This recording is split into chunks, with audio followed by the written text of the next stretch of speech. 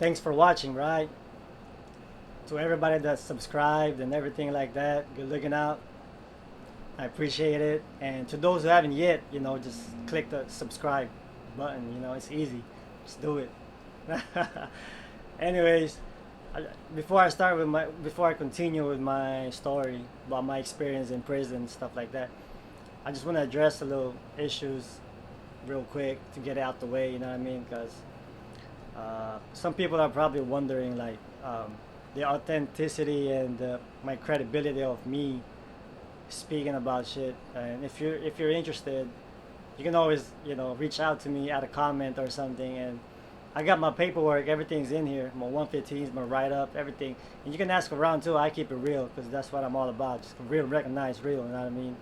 And a lot of people they understand. You know what I mean?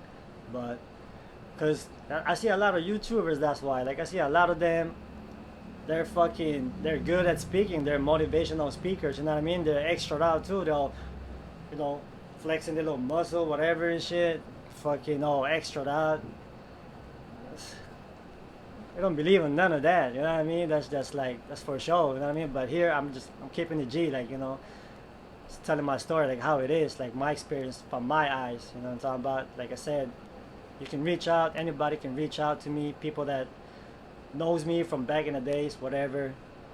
You know, I mean, I'm here. I'm out. I've been out for like 4 years already, so I'm doing good. Actually, I'm doing this because I could do it too. You know what I mean? Anyways, New Delano State Prison, right? New Delano.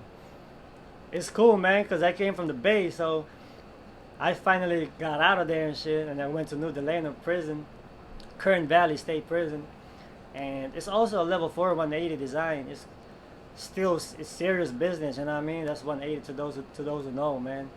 And as soon as I hit the cell, my first cellie was fucking Cyclone from TRG, and he embraced me right away. Like whatever he got was mine too. Like, oh, what's up, buddy? I got a little bit of this, little bit of that, and that was cool. That was cool. But when out of nowhere, we're chopping it up, chilling. This nigga said, "Hey, buddy, what you think I is, man?" I'm looking at him like, what does it mean? But anyways, long story short, he Mexican. He just wanted me to ask. He just asking. You know what I mean? Like, all right, I don't give a fuck. But technically, he's only in the car because of his affiliation from the Asian gang called TRG. That's why. So, but I ain't tripping. You know what I mean? I was at that time. I was still gang banging. I was still a kid, and that's where my head was at because I've never really been to no war or anything like that. Nothing serious where we all gotta be together and life and death situations like that. Because for me, at first, everything was still a joke. You know what I mean? But I all I care about was getting my visits from my family because I'm from Southern California and that's close by. Everything's close by compared to the motherfucking Pelican Bay, right? But anyways, yeah, they're having fun. There's a lot of drugs going on. They got black, white, everybody's slamming. I wasn't slamming yet at this time, but I'm looking at them and like thinking like it's cool, whatever. But I smoke some weed though, So, I'm just doing my thug thizzle and shit, and then we got knives in the cell. This fool, they made little knives from plastics and shit. I was the yard crew at the time, so I'm going to the yard and I'm planting fucking straps everywhere and shit. Like what I mean, just in case, whatever. You gotta be ready. Just 180. Shit is serious, And sure enough, I'm getting comfortable. Thinking ain't nothing gonna happen. I find out over there in the upper yard, it fucking kicked off and shit. I'm not sure about the whole story, but this was my time. I forgot what year, but y'all can check it out. It kicked off, man. I think it's some Indian homies or Uso homies or something like that, causing death, whatever. It kicked off with the white folks and shit, right? They smashed them over there with no warning. We didn't get no warning, nothing like that. So we on lockdown, and we getting ready to getting ready for the next when they open up the cell, because that's how it usually works. They after an incident happened from a race to a different race, the police investigate, and then they trying to see what's going on, if this will continue or not. So what they did was fast forward the story, what they did was, after about 3 months, they, I guess they were trying to test the water. They got this the Korean homie, but he's like half white or something, squarey ass homie and shit. But he's a homie nevertheless.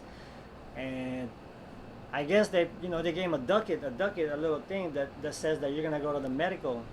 So he was escorted at the medical, and they were trying to test the waters because the police somehow made a mistake, supposedly, and fucking put the white boy over there in the fucking the little holding tank for the medical area in the infirmary.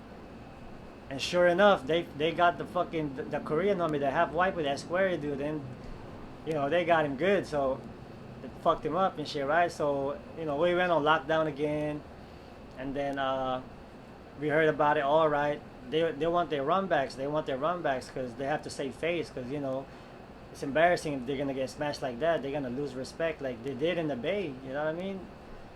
This is a whole different story though. I'm talking about Delano right now.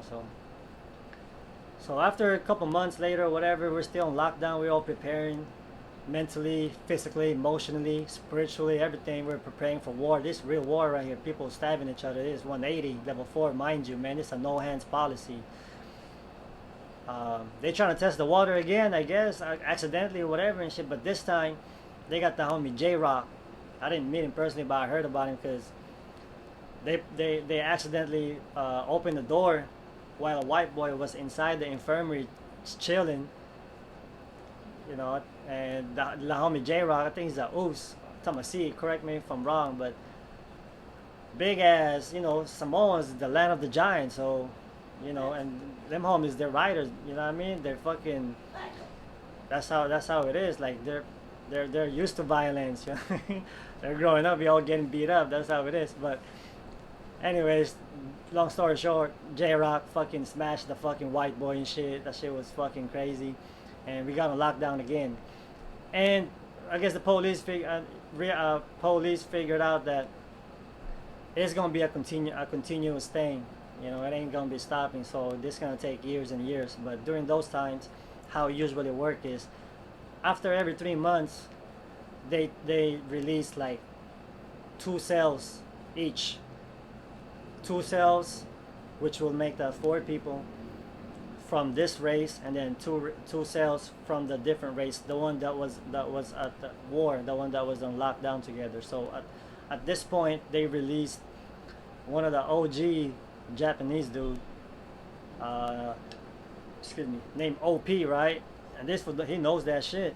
He knows that kung fu shit, like tai chi shit. So I guess they released him, right? Because we heard about it, people in the yard, different races, the blacks and Mexicans, the people that are not at war, they could go to work, they could go to yard, because whoever's race was on lockdown, that's the only one that are locked down pretty much, whoever's at war. So they released the homie, right? Japanese homie, he by himself.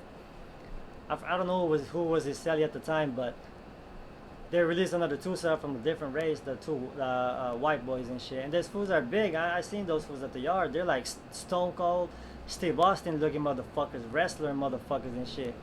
And they got knives, they got razors and this shit, I heard.